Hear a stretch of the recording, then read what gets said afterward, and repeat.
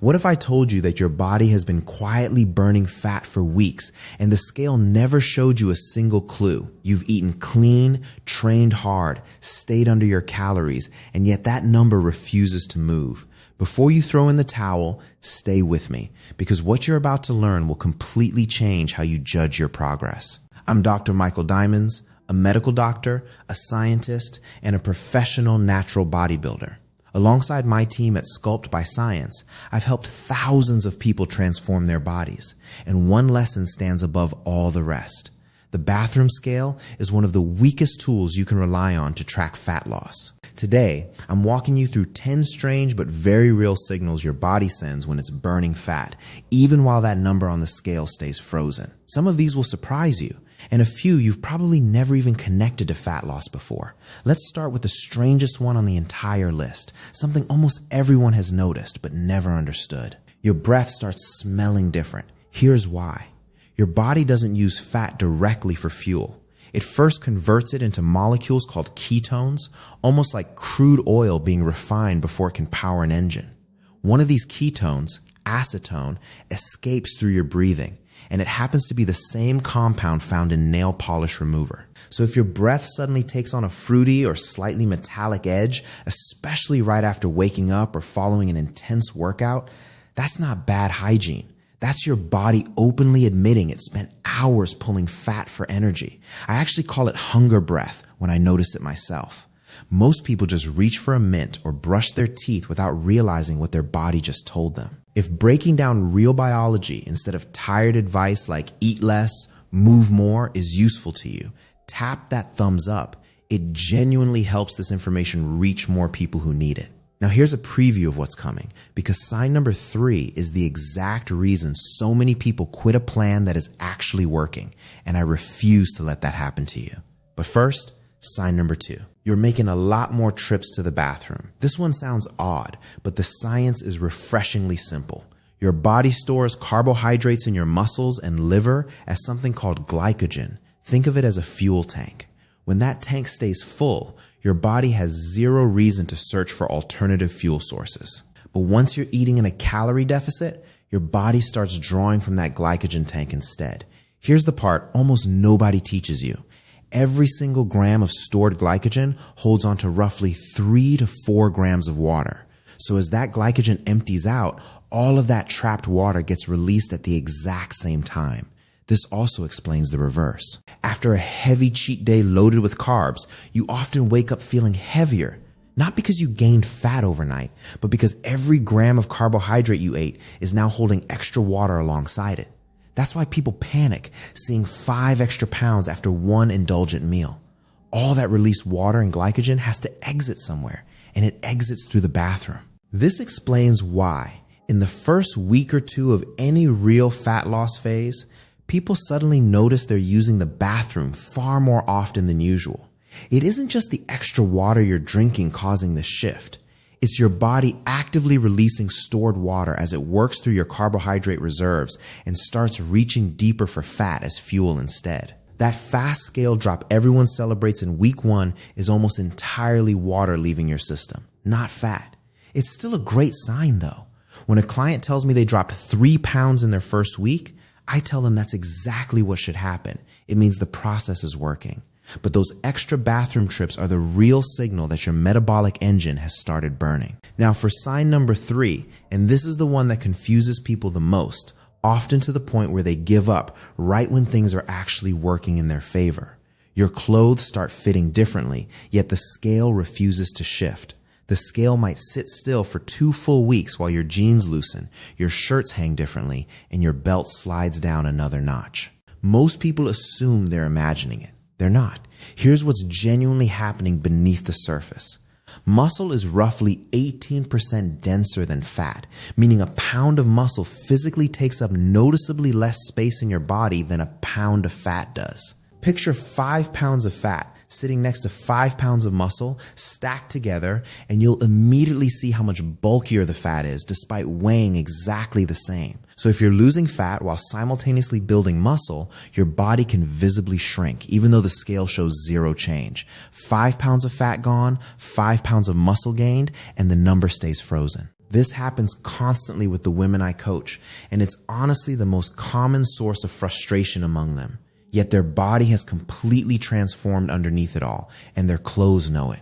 Their tape measurements know it. Their reflection knows it. The scale simply doesn't. This is exactly why at Sculpt by Science, we never judge progress using the scale alone.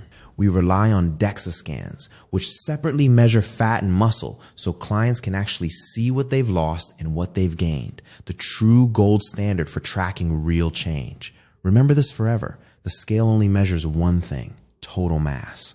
Weight equals mass multiplied by gravity, nothing more. It cannot distinguish fat from muscle, from water retention, but your clothing absolutely can. And we're only 3 signs deep, with 2 of the strangest ones still ahead. Sign number 4 is next, and it explains why your hunger feels less overwhelming than you originally expected. When most people start a diet, they brace themselves for a constant, gnawing battle with food cravings, and for the first week, that fight is often real. But then something shifts. The hunger becomes quieter, easier to manage, easier to push aside entirely. Most people simply assume they've gotten used to eating less, and that's partly true, but there's something far more interesting happening beneath that surface explanation. Your hunger is largely controlled by a hormone called ghrelin, produced in your stomach, which signals your brain that it's time to eat.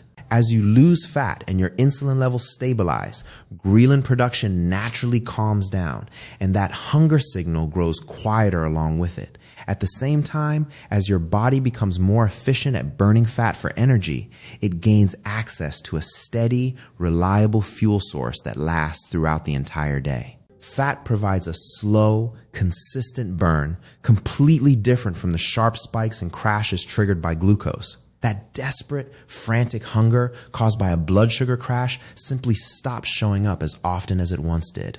So if your hunger feels far more manageable now compared to 3 weeks ago, that's not willpower and it's not a coincidence. That's your body becoming genuinely better at burning fat for fuel. You'll notice the exact same pattern with intermittent fasting, where the first day or 2 feel brutal, but by day 3, 4, and 5, everything becomes noticeably easier. Same underlying concept at work. Now on to sign number 5, and this one surprises almost everyone because hardly anyone connects fat loss with sleep quality. But the research here is remarkably clear. Body fat, particularly deep visceral fat wrapped around your internal organs, isn't just sitting there passively doing nothing. It's metabolically active, and it constantly releases inflammatory molecules called cytokines. Think of cytokines as background noise inside your body. When levels stay low, everything runs smoothly and quietly. But when visceral fat pushes cytokine levels higher, that noise grows louder, and it directly disrupts your sleep architecture, the structured stages your brain cycles through each night. As you lose visceral fat, that inflammatory noise quiets down, your sleep becomes deeper and far more restorative, and you start waking up feeling more rested than you have in years. This relationship runs both directions too. Better sleep supports more fat loss, and more fat loss supports better sleep, creating a positive cycle. If your sleep has quietly improved over recent weeks without any changes to your bedtime or nightly routine, your body is telling you something significant is happening internally. There's another piece to this as well. When you're actively losing fat, you're usually doing more overall, staying busier, moving more, training harder. I remind my clients constantly that if you climb into bed and don't feel immediately sleepy, that often reflects the overall intensity building in your life. And when fat loss ramps up, that intensity typically increases right alongside it. Now let's move to sign number 6, something most people are convinced simply cannot happen while losing fat: getting stronger in the gym. The fitness industry loves pushing the idea that losing fat automatically means losing strength, and it's honestly the most common concern my new clients bring up. They assume shrinking fat stores must mean shrinking performance too, and I know firsthand that isn't true, because when I prepare for a natural bodybuilding competition, I have to fight to protect every single ounce of muscle on my frame. It doesn't have to work against you either. When you're in a modest calorie deficit, eating enough protein, training consistently, and pushing progressive overload, your body can lose fat while fully preserving muscle. And if you're not yet an experienced lifter, meaning you haven't competed on stage before, you can often build new muscle at the very same time. When muscle is being maintained or built, your strength naturally climbs upward. So getting stronger in the gym while eating in a deficit isn't some rare fluke. It's a direct sign your body is doing precisely what it's designed to do. Sometimes, simply telling yourself you're destined to get weaker actually makes you behave that way mentally, so drop that assumption entirely. This is your body actively protecting muscle, losing fat, and improving your overall composition, even while the scale insists nothing is changing. Now, I want to hear from you directly. Which of these first 6 signs have you personally experienced without realizing what was actually happening inside your body? Drop a comment mentioning which sign number resonated with you. I read every single comment on this channel, and learning how many of you have been burning fat without even knowing it genuinely fascinates me. It might even shape a future video. Now let's move into sign number 7. Your waist starts shrinking noticeably before anywhere else on your body. Most people expect fat loss to happen evenly across their entire frame, a little from the arms, a little from the legs, the belly, the face, but that simply isn't how your body actually operates. Your body follows a strict priority order for which fat stores it burns first.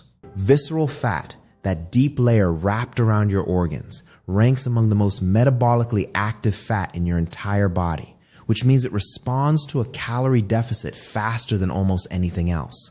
So during the early stages of fat loss, your waistline often shrinks visibly before any noticeable change shows up in your arms or face. We see this constantly with our clients. Someone will say they simply feel less bloated, and while there might be some truth to that, they've also genuinely lost real visceral fat. This explains why so many people notice their trousers loosening before anything else changes.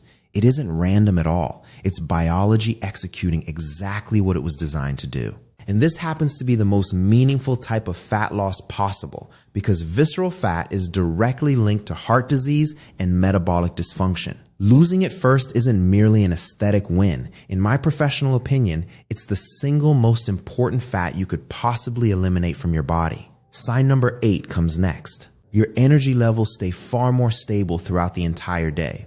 We've all experienced that heavy afternoon crash, the foggy, sluggish feeling that hits most people somewhere between 2 and 3 in the afternoon, and most assume it's just a normal part of daily life, but it absolutely isn't. That crash is actually a clear sign of blood sugar instability, glucose spiking sharply, and then crashing back down throughout the day, dragging your energy levels down along with it. As you lose fat, your insulin sensitivity genuinely improves, meaning your body responds more efficiently to insulin, the hormone responsible for managing your blood sugar levels. Once that sensitivity improves, your blood sugar holds far steadier, avoiding those sharp spikes and hard crashes entirely.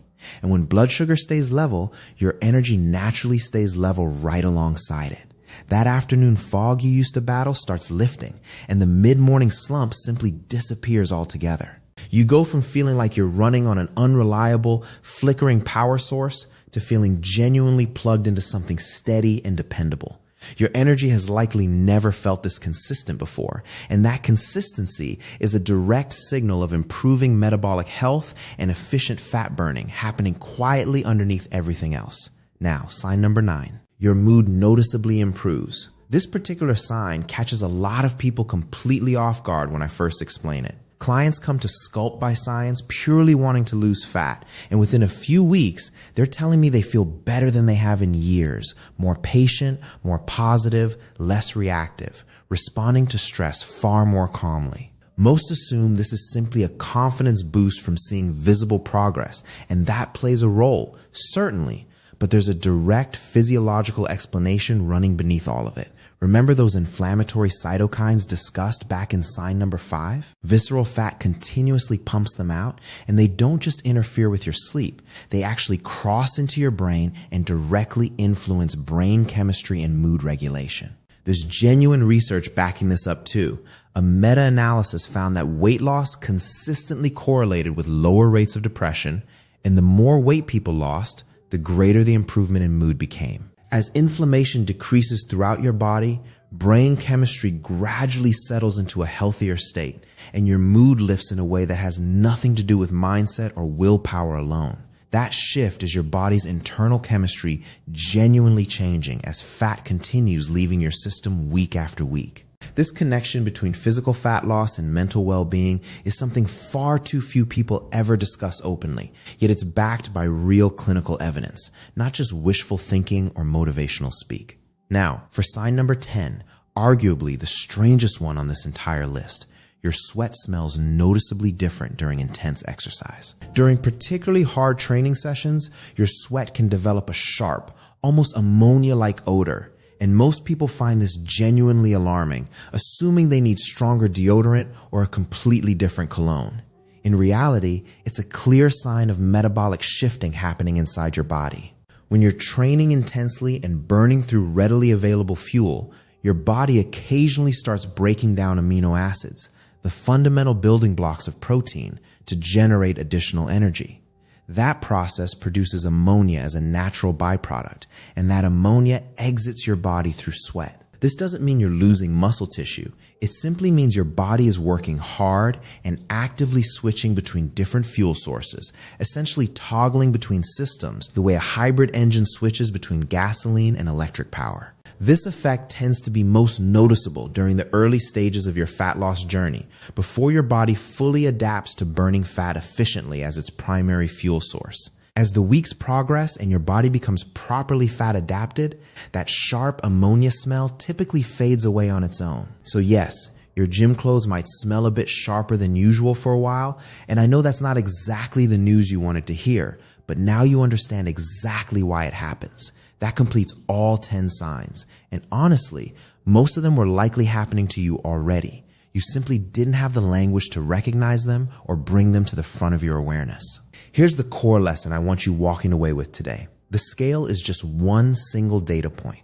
And as scientists, we need far more comprehensive information to make genuinely good decisions.